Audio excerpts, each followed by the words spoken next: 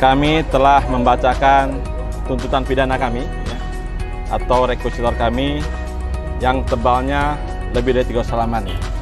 Dari rekusitor kami itu ya, ada beberapa yang disampaikan bahwa pertama kami menyimpulkan perbuatan terdakwa ini sebagai kejahatan sangat serius, the most serious crime.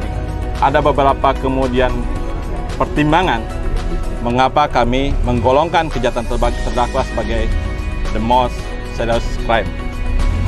Pertama, mengacu kepada Konvensi PBB menentang penyiksaan, hukuman yang tidak manusiawi, di mana perbuatan terdakwa itu termasuk dalam kategori kekerasan seksual.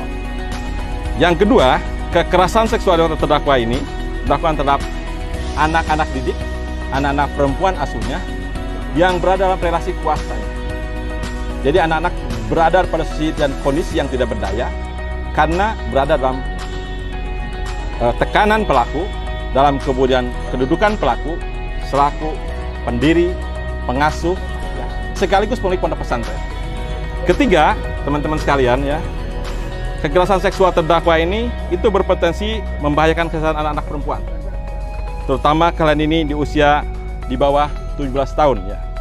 Keempat ya, teman-teman sekalian, perbuatan yang terdakwa itu tidak hanya menyerang kehormatan fisik, tetapi juga berpengaruh terhadap kondisi fisiologis dan emosional para santri secara keseluruhan.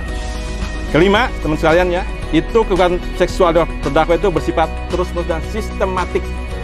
Keenam, ya, terdakwa menggunakan simbol-simbol agama dan pendidikan untuk memanipulasi dan menjadikan alat justifikasi bagi terdakwa untuk mewujudkan niat jahatnya.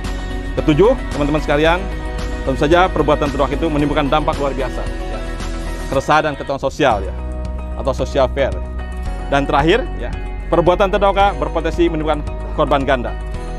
Karena satu, ya, menjadi korban kekerasan seksual, kedua juga kekerasan ekonomi dan fisik yang menimbulkan dampak sosial dalam berbagai aspek. Atas dasar itu, teman-teman sekalian, maka dalam tuntutan kami ya, kami pertama menuntut terdakwa dengan hukuman mati. Satu ya. Kedua, ya, kami juga menjatuhkan atau meminta pada hakim untuk menjatuhkan pidana tambahan ya, berupa pengumuman identitas ya, agar tidak terdakwa disebarkan ya oleh pengumuman hakim, dan hukuman tambahan berupa tindakan kebiri kimia.